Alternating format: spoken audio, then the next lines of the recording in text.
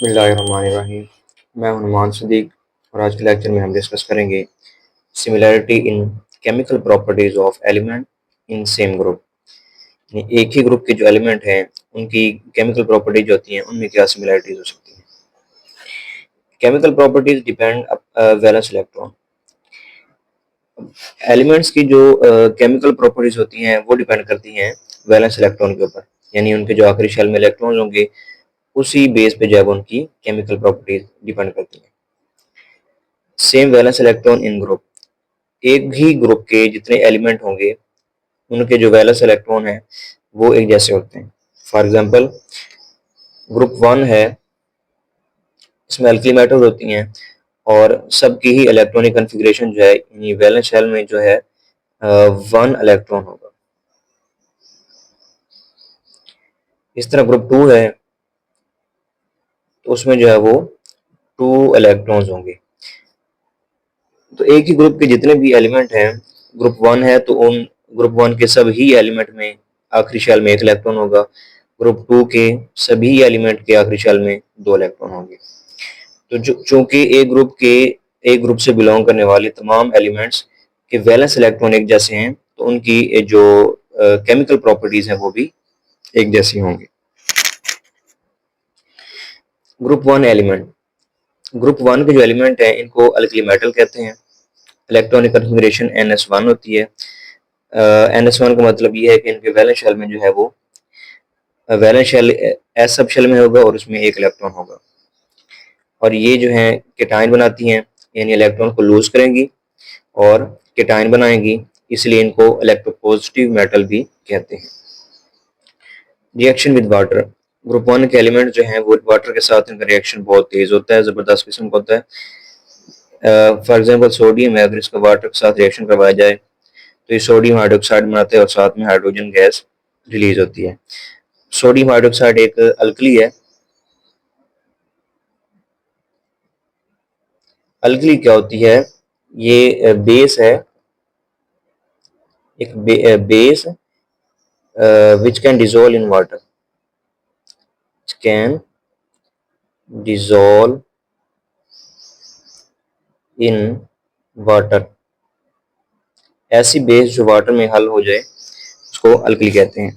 तो ये group one के एलिमेंट जो वाटर के साथ रिएक्शन करेंगे तो ये अल्कलीज बनाएंगे।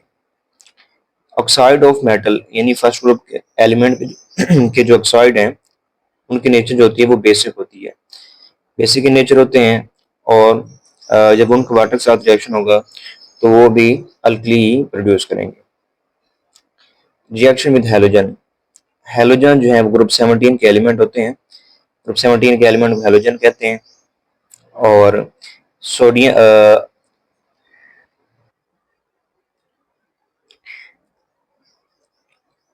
ग्रुप वन के एलिमेंट जब हैलोजन के साथ रिएक्शन करते हैं, फॉर एग्जांपल सोडियम है, इसने क्लोरीन के साथ जब रिएक्शन करेगा तो इसे साल्ट प्रोड्यूस होगा। तो जब भी फर्स्ट ग्रुप के एलिमेंट हैलोजन के साथ रिएक्शन करेंगे तो उसे साल्ट बनाएंगे। ग्रुप वन के जो एलिमेंट हैं इनकी रिएक्टिविटी इंक्रीज करती है डाउन द ग्रुप। एरो का जो निशान है ये ऊपर की तरफ है तो इसका मतलब ये है कि इनकी जो रिएक्टिविटी है वो ग्रुप में नीचे की तरफ जाते हुए बढ़ रही है, इंक्रीज कर रही है। Group two element, second group के जो एलिमेंट हैं वो उनके इलेक्ट्रॉनिक कन्फिग्रेशन NS2 है और इनके आखिरी शेल में जो है वो दो इलेक्ट्रॉन होते हैं।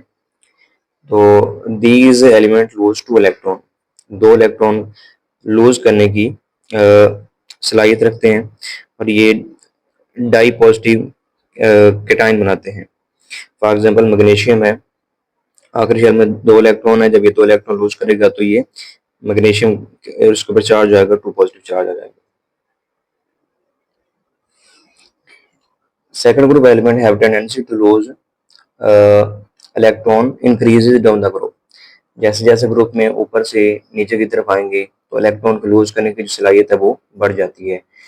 इसकी एक वजह तो ये है कि ग्रुप में चूंकि ऊपर से नीचे की तरफ आते हुए जो एटम का साइज होता है वो बढ़ जाता है। जब एटम का साइज बढ़ता है तो वैलेंस शेल के इलेक्ट्रॉन जो है उसको लूज करना वो आसान हो जाता है, क्योंकि न्यूक्लियस की वैलेंस शेल के ऊपर अट्रैक्शन साइज बढ़ने से कम हो जाती है। ऑक्साइड ऑफ G2 यानी ग्रुप 2 एलिमेंट्स आल्सो बेसिक। जिस तरह फर्स्ट ग्रुप के एलिमेंट के ऑक्साइड बेसिक इन नेचर है, इस तरह सेकंड ग्रुप के जो एलिमेंट के ऑक्साइड हैं वो भी बेसिक इन नेचर है। फॉर एग्जांपल कैल्शियम का ऑक्साइड है, वाटर के साथ रिएक्शन करके कैल्शियम का हाइड्रोक्साइड बनाता है, जो ये भी एक अल्कली है। उसके बाद ग्रुप 17 एलिमेंट जिन्हें हम हैलोजन भी कहते हैं, ये नॉन मेटल्स होते हैं। Electronic configuration s2p5, mean to से के आखिरी शेल में 7 इलेक्ट्रॉन हैं और इनको अपना ऑक्टेट पूरा करने के लिए 1 इलेक्ट्रॉन चाहिए। ये 1 इलेक्ट्रॉन को गेन करेंगे, एनाइन बनाएंगे और इसलिए इनको इलेक्ट्रोनेगेटिव एलिमेंट भी कहते हैं। Reactivity of group 17 element decrease down the group. अब इसकी जो रिएक्टिविटी का ट्रेंड है वो बाकी group, first group second group के बरक्स है, यानी उनमें रिएक्टिविटी डाउन द ग्रुप बढ़ रही थी, लेकिन ग्रुप 17 के एलिमेंट की रिएक्टिविटी डिक्रीज कर रही है down the group. For example Cl2 chlorine का मॉलिक्यूल है, 2 इलेक्ट्रॉन गेन करेगा और 2 क्लोराइड आयन बना देगा। अब यहाँ पे चूंकि क्लोरीन के 2 एटम है, इसलिए 2 इलेक्ट्रॉन को गेन कर रहे हैं, अदरवाइज एक क्लोरीन का एटम 1 इलेक्ट्रॉन को गेन कर सकता है। कैल्शियम सेकंड ग्रुप जो है वो अल्कलाइन मेटल है, इसका जब रिएक्शन होगा क्लोरीन से तो ये साल्ट बना देगा CaCl2। ग्रुप 16 एलिमेंट, ग्रुप 16 के एलिमेंट को ऑक्सीजन फैमिली कहते हैं, क्योंकि पहला एलिमेंट जब ऑक्सीजन है, इनकी टेंडेंसी होती है tendency to gain 2 electron, 2 electron को गेन करने की सलाहियत रखते हैं। इलेक्ट्रॉनिक कन्फिग्रेशन s2p4 है, इसका मतलब ये है कि बैलेंस शेल में 6 इलेक्ट्रॉन है और इनको अपना ऑक्टेट पूरा करने के लिए 2 इलेक्ट्रॉन चाहिए, तो इसलिए ये 2 इलेक्ट्रॉन को गेन करते हैं।